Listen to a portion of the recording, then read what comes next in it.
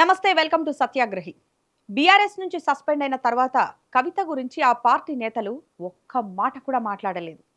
ఆమె ఎన్ని కామెంట్స్ చేసినా, ఎన్ని ఆరోపణలు చేస్తున్నా గులాబీ నాయకులు మాత్రం పెద్దగా పట్టించుకోలేదు.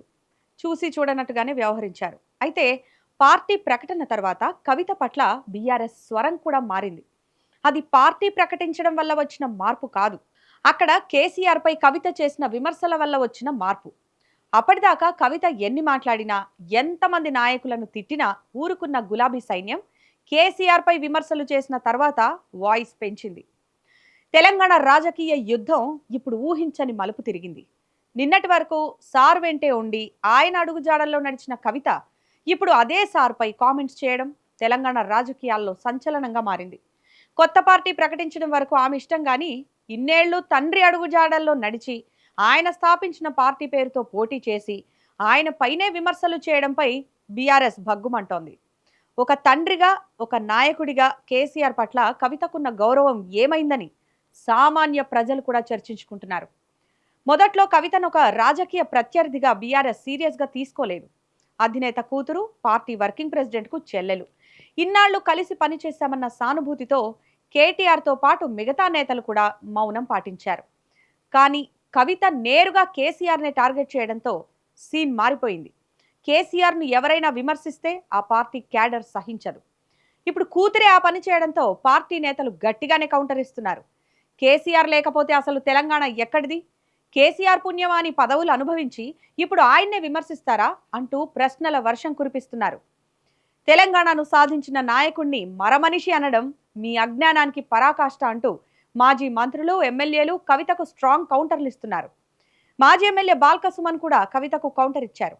ఇది ప్రజాస్వామ్య దేశం, ఇక్కడ ఎవరైనా పార్టీ పెట్టుకోవచ్చు అంటూనే ఆ పార్టీ వెనక ఎవరున్నారనే డౌట్ను కూడా క్రియేట్ చేశారు బాల్క సుమన్. పార్టీ ఎవరు పెట్టినా అధికార పార్టీని టార్గెట్ చేసుకుంటారు. తెలంగాణలో కాంగ్రెస్ అధికారంలో ఉంటే కేంద్రంలో బీజేపీ అధికారంలో ఉంది. కానీ కవిత విచిత్రంగా ఈ రెండు పార్టీలను కాకుండా బీఆర్ఎస్ను విమర్శించడం ఏంటని ఆయన గట్టిగానే నిలదీశారు. దీని ద్వారానే ఆ పార్టీ విధానాలేంటి, వారి వైఖరేంటన్నది స్పష్టంగా తేలిపోయిందని చెప్పారు. మరోవైపు కవిత పార్టీని బీఆర్ఎస్ చాలా లైట్ గా తీసుకున్నట్టు కనిపిస్తోంది.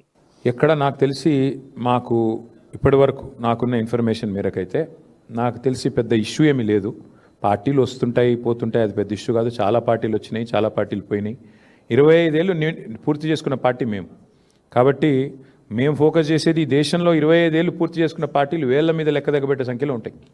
నాకు తెలిసి మన రాష్ట్రంలో అయితే ఒక టీడీపీ, తర్వాత టీఆర్ఎస్ఏ, ఇంకే వేరే పార్టీలు ఏం లేవు. ఇప్పుడున్న బీఆర్ఎస్, అప్పుడు టీఆర్ఎస్గా పుట్టింది, ఇప్పుడు బీఆర్ఎస్. కాబట్టి పెద్ద పట్టించుకోదగ్గ విషయం ఏం కాదు. ఇంతకుముందు కేఏ పాల్, షర్మిల కూడా పార్టీలు పెట్టుకున్నారు. ఇప్పుడు కవిత పార్టీ పెట్టారు. పెద్ద తేడా ఏం లేదంటూ బాల్క సుమన్ సెటైర్లు వేశారు. కానీ కేసీఆర్ను మరమనిషి అంటూ విమర్శించడంపై మాత్రం బీఆర్ఎస్ నేతలు తీవ్ర ఆగ్రహం వ్యక్తం చేస్తున్నారు. కేసీఆర్ గురించి మాట్లాడే ముందు ఒకసారి ఆలోచించుకోవాలంటూ హితవు పలుకుతున్నారు. 70 లక్షల మంది రైతులకు రైతు బంధు రూపంలో సాయం అందించినందుకు కేసీఆర్ మరమనిషి అవుతారా? సంక్షేమ పథకాలతో ప్రజలను ఆదుకున్నందుకు కేసీఆర్ మరమనిషి అవుతారా? ఒంటరి మహిళలకు పెన్షన్ ఇచ్చి ఆదుకున్నందుకు కేసీఆర్ మరమనిషి అవుతారా? లక్షలాది మంది అవ్వాతాతలకు పెన్షన్ ఇచ్చినందుకు కేసీఆర్ మరమనిషి అవుతారా? కన్న కొడుకులాగా వృద్ధులను ఆదుకున్నందుకు కేసీఆర్ మరమనిషి అవుతారా అని నిలదీస్తున్నారు. ప్రజలకు అన్నీ అర్థమవుతున్నాయి, ప్రజలు అన్నీ గమనిస్తున్నారు. రాబోయే రోజుల్లో తగిన గుణపాఠం చెప్తారని కవితను హెచ్చరిస్తున్నారు బీఆర్ఎస్ నాయకులు. అన్ని చేసిన కేసీఆర్ను విమర్శించడంతోనే కవిత ఏ పార్టీకి సపోర్ట్ చేస్తున్నారో తెలిసిపోయిందంటూ కౌంటర్లు ఇస్తున్నారు. కేసీఆర్ గురించి మాట్లాడే ముందు కవిత 1కి 2 సార్లు ఆలోచించాలని హితవు పలుకుతున్నారు. పార్టీలు ఎవరైనా పెట్టుకోవచ్చు, కానీ 10 ఏళ్ల పాలనలో అన్ని వర్గాలను ఆదుకున్న కేసీఆర్ను విమర్శిస్తే మాత్రం ఊరుకోమని హెచ్చరిస్తున్నారు.